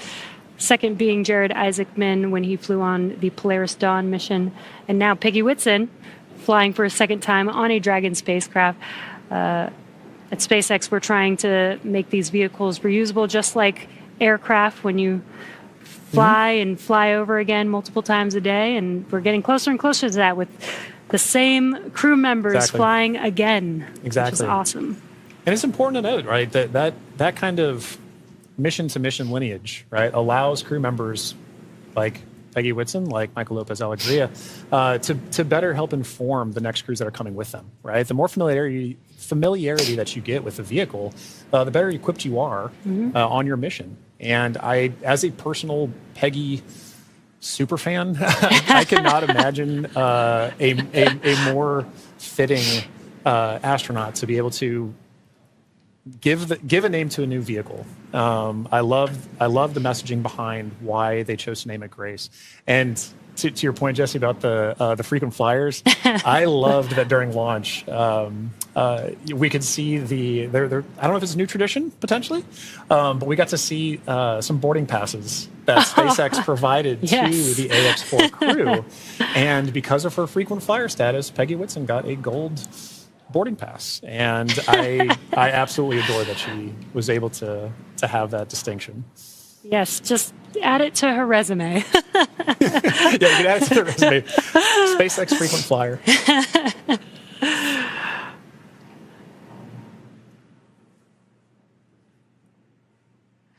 Yeah, I love the boarding passes. Again, always trying to make it as common as aircraft, planes that we fly on every single day. Exactly. And we're still just in the beginning, but I feel like we've made a lot of progress in the last 5 years, and we still have a lot of new things, new missions, and improvements that we want to make to, future spacecraft and launch vehicles.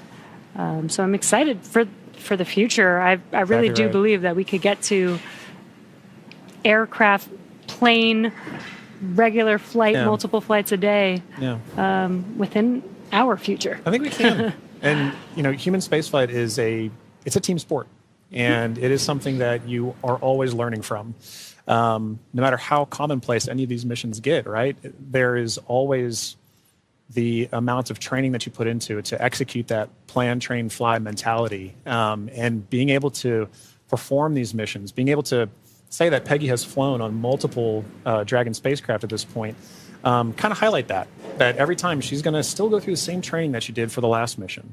That all these crew members, that all of the ground support personnel are going to be ready to support missions like these from even well before crew is on the launch pad, all the way through splashdown, pulling them onto the recovery vessel here for the Dragon spacecraft. And you can see on your screen both the fast boat and the recovery vessel Shannon making approach to Grace, our Dragon spacecraft.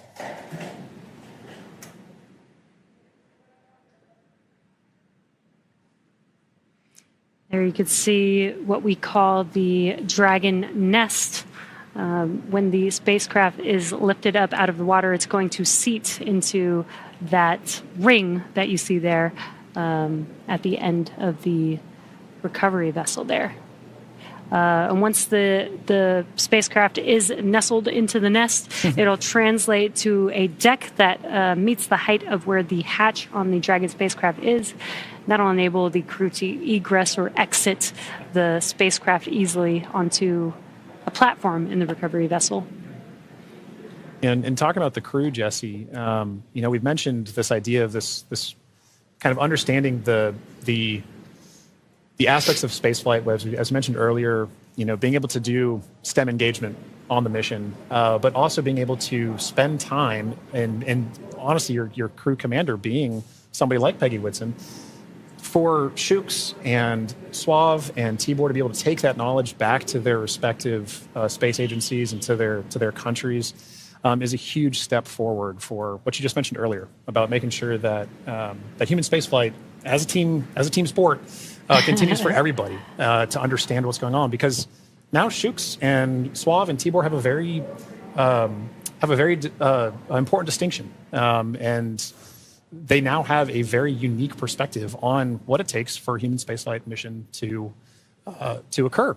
as first time astronauts, they're going to take back all that knowledge from their time on the International Space Station and be able to make huge impacts with their space agencies in their countries.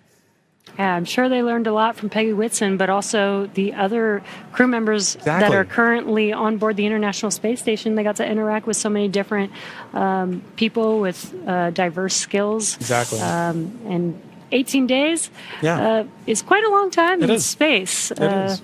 So it's a good amount of time. I believe this is the longest duration for an Axiom space mission so far.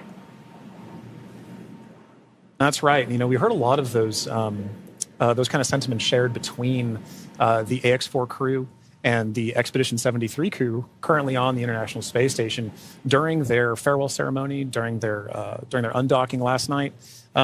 It really kind of underscored the aspect of once you're up there, once that hatch is open, it's all one team. Mm-hmm. It is. Like we keep saying, it's a team sport, but once they were in there integrating with the Expedition 73 crew, that AX-4 crew was learning so much more. And it was highlighted in everything that they were able to execute, right? We mentioned earlier over 60 research projects, over 20 STEM engagements, outreach events. Over 18 days, that's an incredible amount of time packed into their timeline, just coupled with sleeping and being there, but also like the aspects that they're not timeline, but engaging with the crew, sharing cultural touch points, understanding each other, getting to learn each other. And they did have the benefit of getting to meet this Expedition 73 crew before their flight. So by the time they were opening that hatch, they kind of knew each other. And I think it's an incredible aspect of this mission for sure. That's so awesome. Yeah. I wonder what their comms were. I'll meet you in space. Exactly right. I wish I had the ability to say that. That'd be so cool. One day when we're all able to fly in space. All right, sounds good. I'll see you in space then. See you in space, John.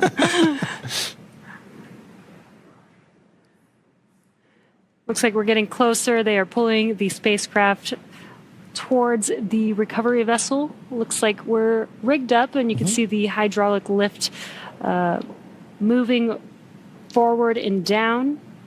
And then it will begin to lift the spacecraft out of the water and again into that Dragon nest that you see there on the recovery vessel.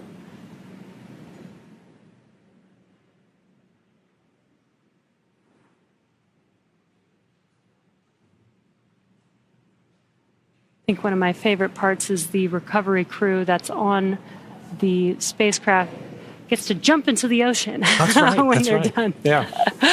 And it's nighttime in the Pacific, so it might be a little cold. We'll be a little chilly. But definitely a unique part of the job. Exactly right. And you can see all the support crew. There was just a fast boat on the screen that made its way off screen there, but you can see the number of support crew that's kind of going into supporting an operation like this. It may look like it's not happening very fast, but there are a lot of steps that each of these crew members are responsible for ensuring that the Dragon spacecraft is pulled into that nest safely but smoothly, and they're working towards that now. There he goes. Love that. Despite the freezing temperatures, it looks fun. And he got out of the water pretty fast, so I think you're right about that.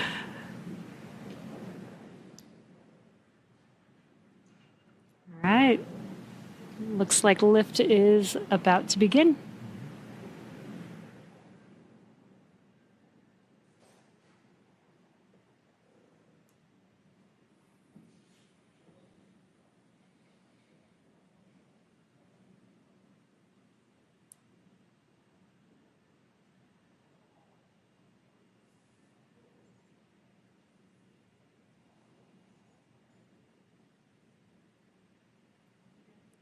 Those of you just tuning in, the AX4 crew splashed down off the coast of Southern California a little under 30 minutes ago.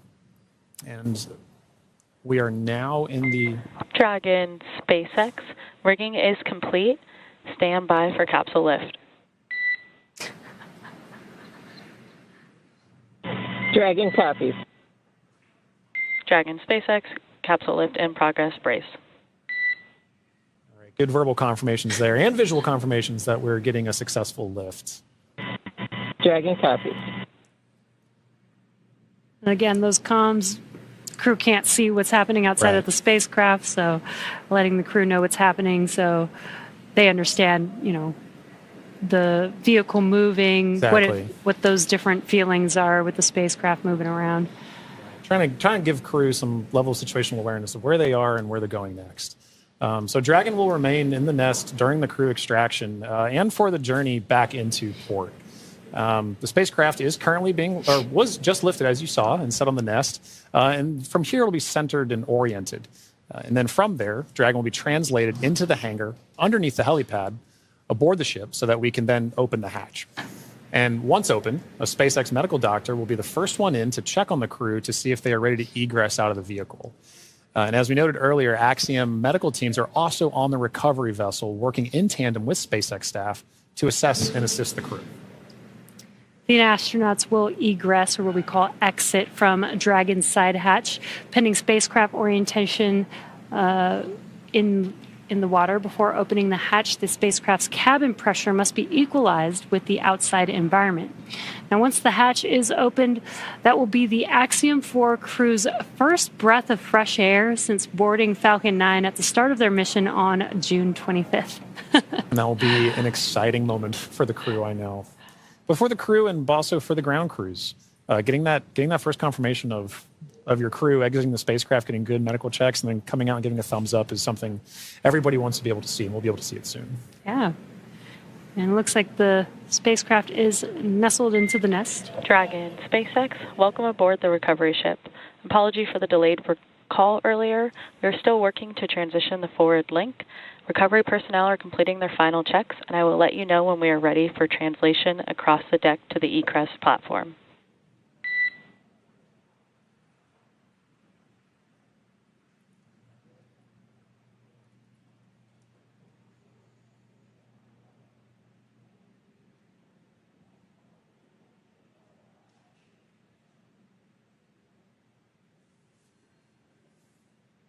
Now, they are de-rigging the spacecraft, but they're also doing some final sniff or leak checks and then covering the thruster locations prior to opening that hatch. Let's just make sure that the vehicle is more than safe for the crew members to exit the vehicle.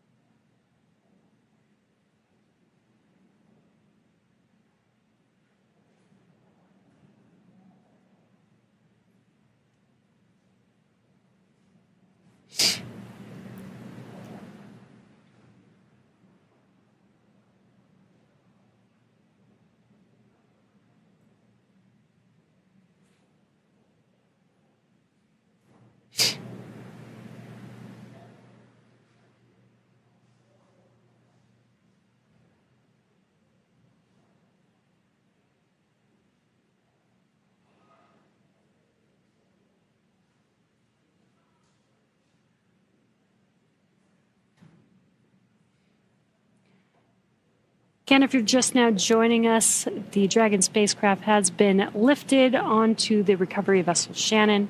Now the recovery crew is safing the vehicle. They're putting some covers on the thrusters of the vehicle just to ensure, now that the spacecraft is no longer in operation, we don't need those thrusters. They did some sniff checks before they put some covers on it. SpaceX, comm check. We have you loud and clear in Dragon. Copy that, Dragon. We have you the same. Welcome aboard the recovery ship. We are working to troubleshoot the forward link transition. Stand by for translation. I'll let you know when we're ready for that. Okay, copy.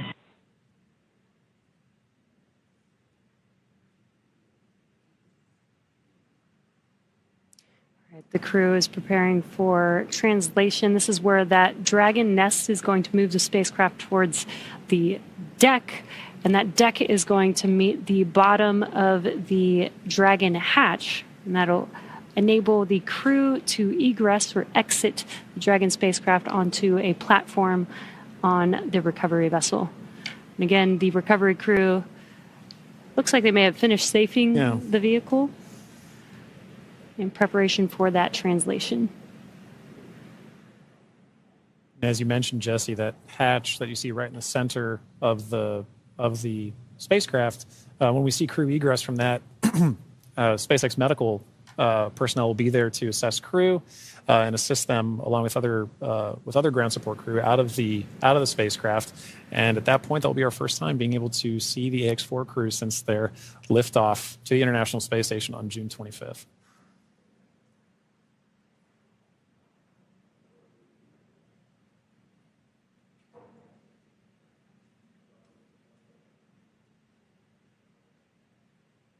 On a side note, I do love seeing crew go into and come out of the hatch, whether it's the side hatch or whether it is the docking port. I love seeing the smiles on their faces. Yeah, it's going to be exciting for them once we open this Dragon side hatch. Again, it'll be the first breath of fresh air in about 20 days for them since they boarded the Falcon 9 on launch day. And it is an interesting distinction. You launch in the Atlantic and you splash down the Pacific. It's very different breaths of air that you're getting. And you traveled all over space for thousands of miles. 288 orbits, something like 7.6 million miles, all just to come down across the country. Millions of miles, I should say.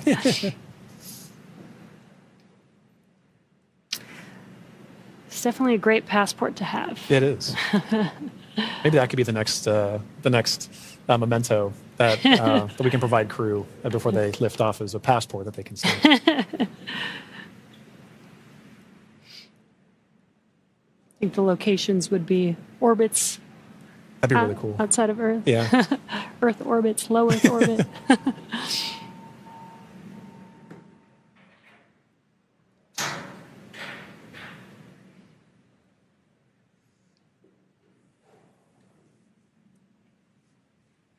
Again, next up, we are expecting the translation of the Dragon spacecraft named Grace, named by the Axiom Mission 4 crew. Again, the spacecraft will translate in preparation for hatch opening and exiting of the vehicle. A few moments ago, Core spoke with the AX-4 crew to let them know that the translation will be happening soon. Dragon, SpaceX, final checks are complete. Translation across the deck to the egress platform will begin shortly. There is a chance that we get a lot of alarms. No concern. Dragon copies.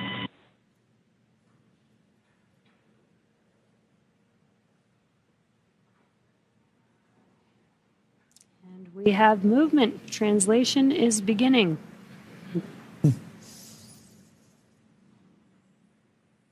Some residual ocean water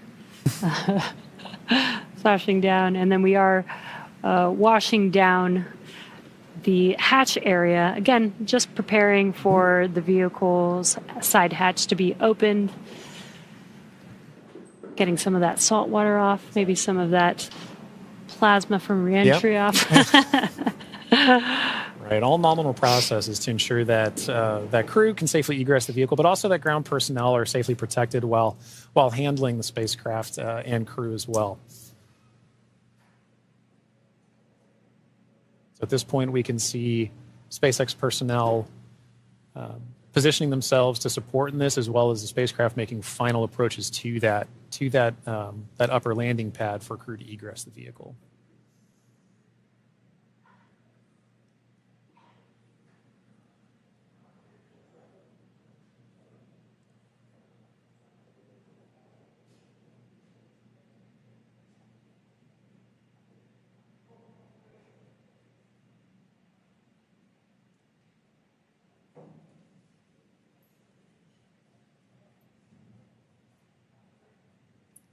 After that freshwater washdown of the hatch area, we're seeing some final wipe downs as well.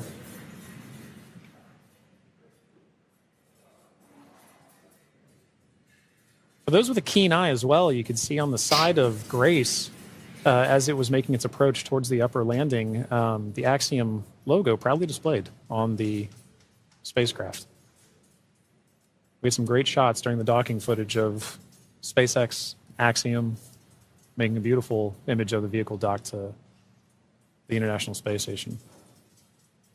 It's a little worn. A little toasty. A little toasty. All part of nominal ops, though. 3,500 degrees Fahrenheit That'll will do that.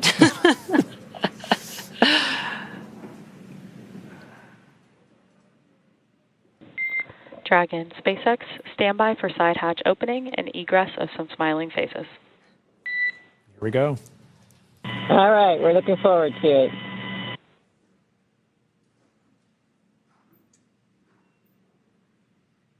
They are just about to open that side hatch. And again, first person that'll greet the crew will be the medical officer.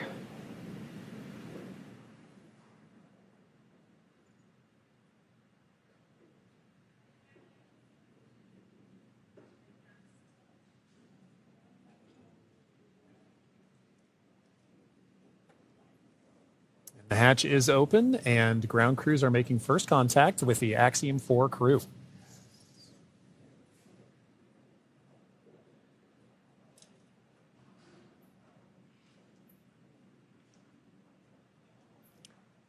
And you see that square-looking tool. That's just a protector for the hatch seal for while the crew egresses.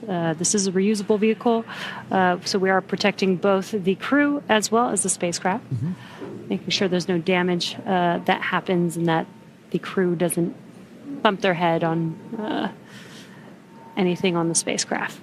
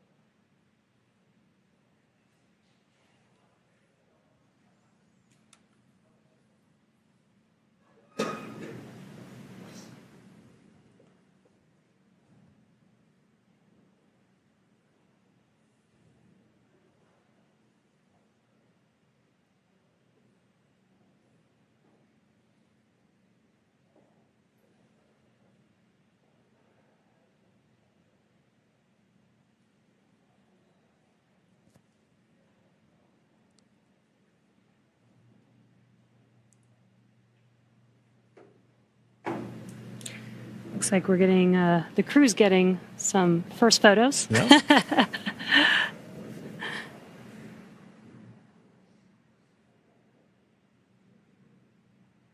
a good sign that they had good initial comms with medical personnel. So this time we are now if you're just joining us, we're waiting for the AX-4 crew to egress or exit the Dragon spacecraft, also known as Grace, as part of the conclusion of their more than 20-day mission to the International Space Station.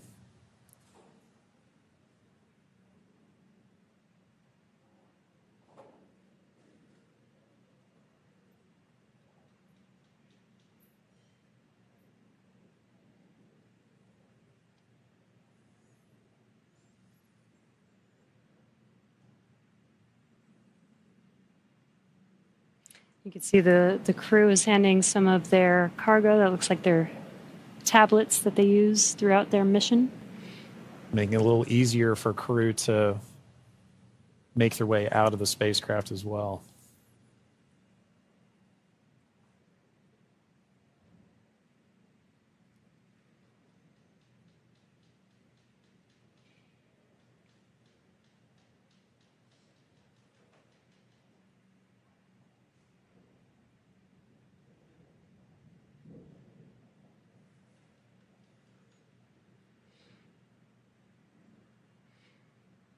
Looks like they just removed the footrests.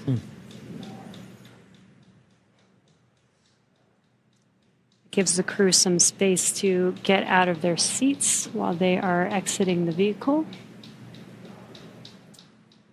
Now getting some great internal views of the AX-4 crew in their spacecraft. I already saw some big smiles as people we've all been saying.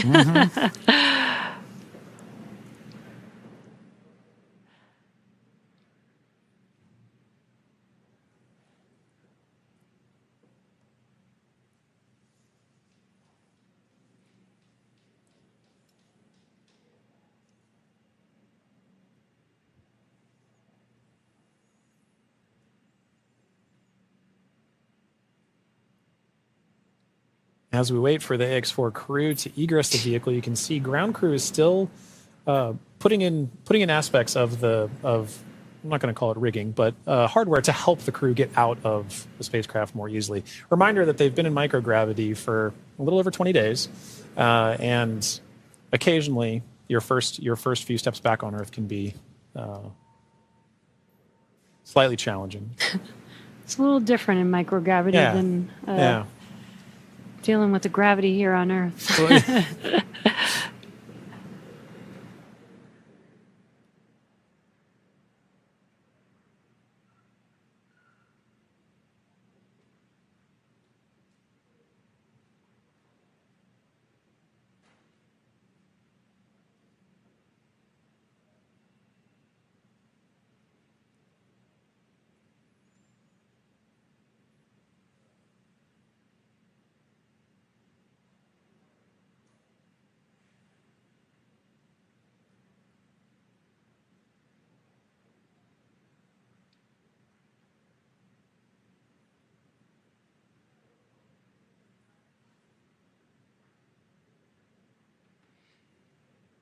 Just now joining us, we are waiting for the AX-4 crew to exit the Dragon spacecraft Grace.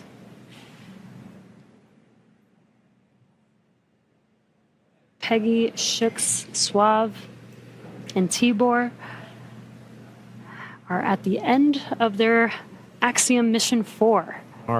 After 20 days in space, 18 on board the International Space Station. 18 days.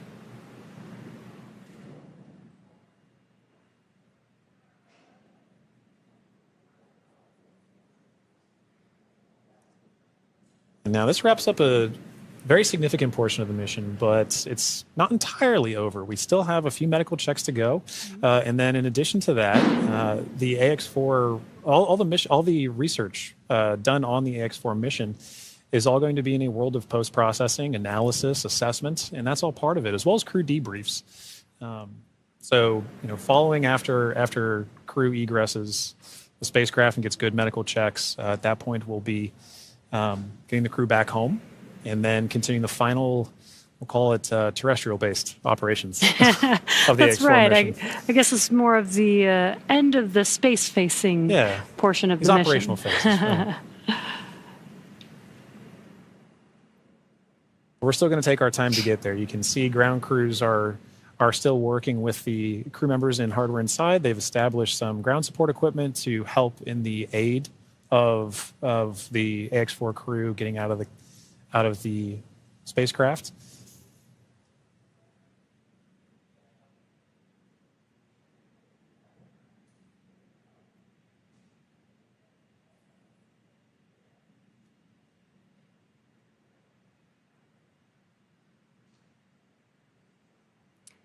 And some of their aids are not too complex. That white platform that you see there is essentially a slide. Yeah. But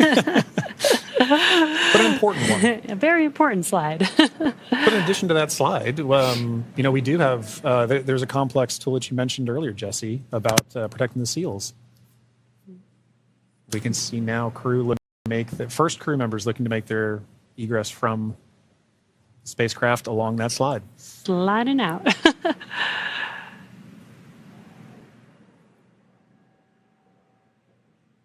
And there she is. We see Commander Peggy Whitson, all smiles, exiting the spacecraft Grace. That is a beautiful sight. Peggy Whitson, the AX4 commander, is home, having logged 695 days in space on 5 flights. She is the 7th on the all-time list for most days in space by a human. It's an incredible feat. Legendary.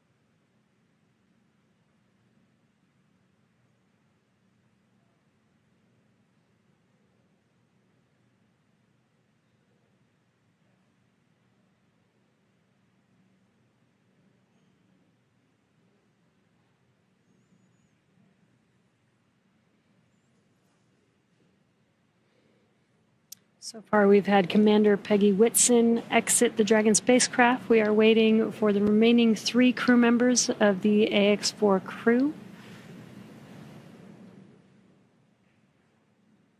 There's no real order to the egress. It's really up to the crew. So we're patiently waiting to see who's up next. Right.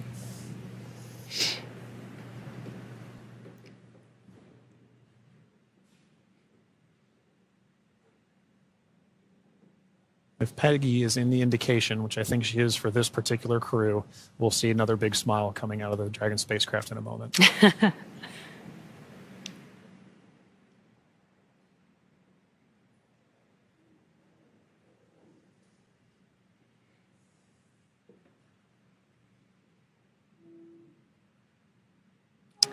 And we've got our pilot, Shubhanshu Shukla, as our second crew member exiting the spacecraft. And some big smiles, as you said. India reached a major milestone for the nation's space exploration goals. AX4 pilot Shubhanshu Shukla became the first astronaut to fly from the country's newly established astronaut corps. His participation marks a vital step forward for ISRO's Gaganyaan program, which aims to send Indian astronauts into space aboard domestically developed spacecraft. Shukla's flight demonstrates India's readiness to execute international missions and reflects the country's broader ambitions to become a key player in the global space community. As India continues to expand its capabilities in crewed spaceflight, this mission serves as both a proving ground and a symbol of its commitment to innovation, collaboration, and leadership in space exploration.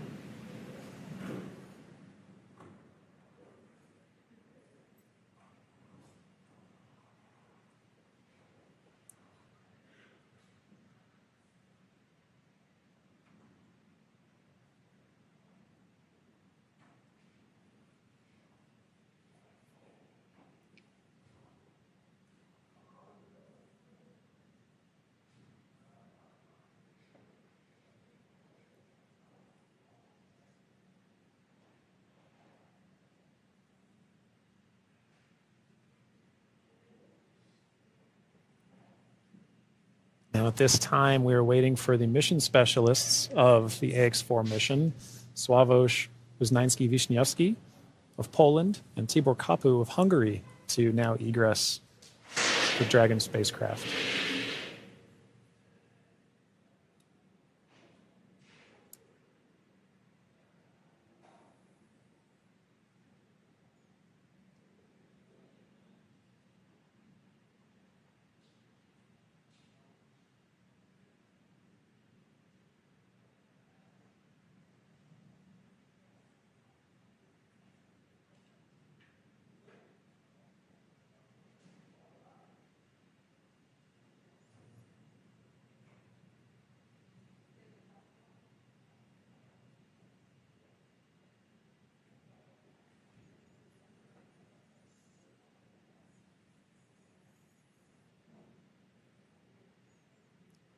We have our third crew member now egressing the vehicle.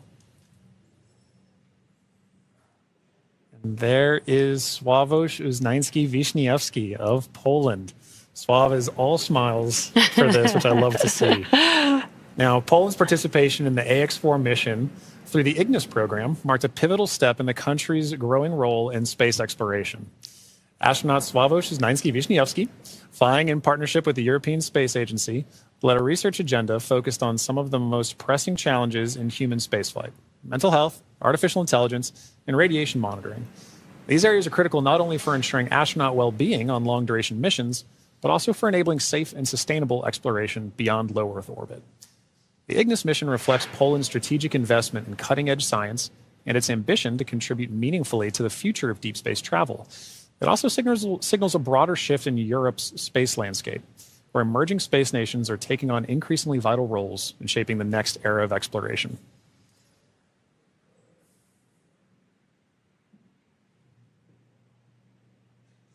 And based on that smile, I'd say Sław felt like he had a very successful mission.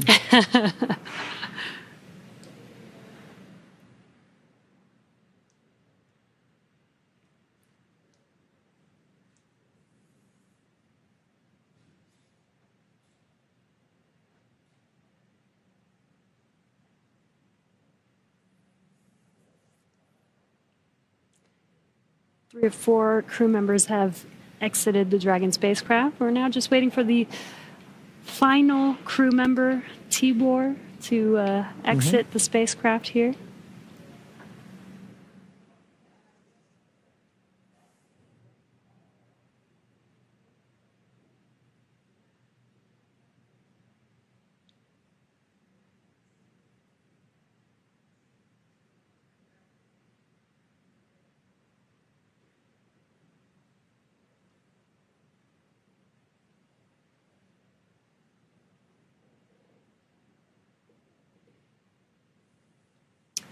And last but not least, mission specialist Tibor Kapu.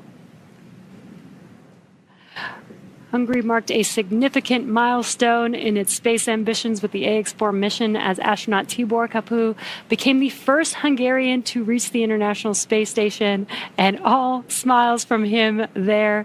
His participation under the banner of the Hunor Hungarian to Orbit program represents Hungary's commitment to advancing its role in international space exploration.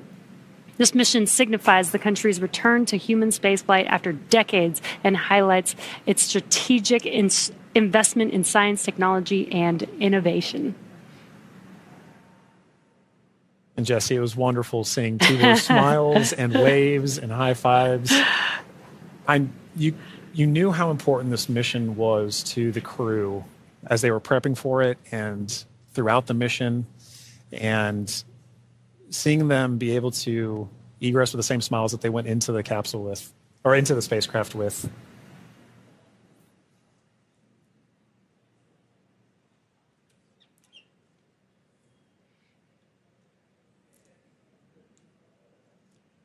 Well, at this point, the crew is now safely back home on Earth. Yeah. Now that our crew are safely back home on Earth and getting the first checks by SpaceX and Axiom space medical teams, we're going to wrap up our live coverage of their historic return. 4 lifted off from Launch Complex from Launch Pad 39A at 2:31 a.m. Eastern Time on Wednesday, June 25th, and arrived at station on Thursday, June 26th. They spent about 20 days in space and 18 of those days on the International Space Station before undocking yesterday. And then this morning at 2:31 a.m. Pacific Time, they splashed down off the coast of San Diego, California. What an amazing journey it's been for them so far. Yeah, it's been absolutely incredible. And Jesse, it's been fantastic again sharing desk with you. Thank you so much for joining me on this, and I'm glad we got to spend this time together. But now this cruise entire trip is home, we're ready to move on to the next phase of the mission. So to SpaceX, thank you for an incredible flight and taking such great care of our crew. To NASA, the International Space Station partners, and the Expedition 73 crew, thank you for helping make the efforts of the AX4 mission possible. We're really looking forward to collaborating with everyone again soon. And a special thank you to ISRO, ESA, and Hunor for entrusting us with this mission. And to all of you watching at home, it's been an honor and a privilege to share the journey of Peggy, Shooks, Suave, and Tibor to space and back again. So as we bring this mission to a close, we celebrate how the AX4 mission continues to demonstrate that the opportunities presented in microgravity have now grown to include more countries, more institutions, industries, and individuals than ever before. Through missions like this, we're redefining the pathway to low Earth orbit and building for beyond. So be sure to check out axiomspace.com to learn more about flight opportunities available along our journey to the world's first commercial space station. I'm John Rackham, and we're now signing off with a final welcome home to the crew of AX4. And I'm Jesse Anderson. Thanks to everyone for joining us on another successful mission to the International Space Station. Check out spacex.com/launches for updates and for the schedule of upcoming missions. And be sure to follow at SpaceX on X. And that'll do us for us here in Hawthorne. We'll see you on the next mission. Welcome home.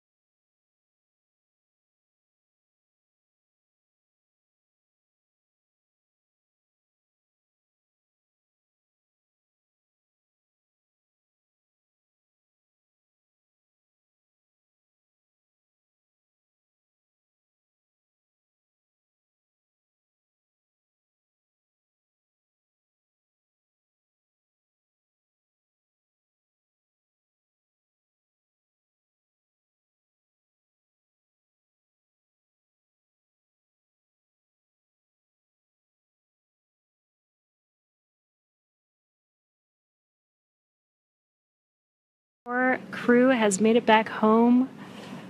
Splashdown at Dragon. SpaceX, for your awareness, SISTI system verifications are in progress. I will report back when recovery personnel are en route. Dragon.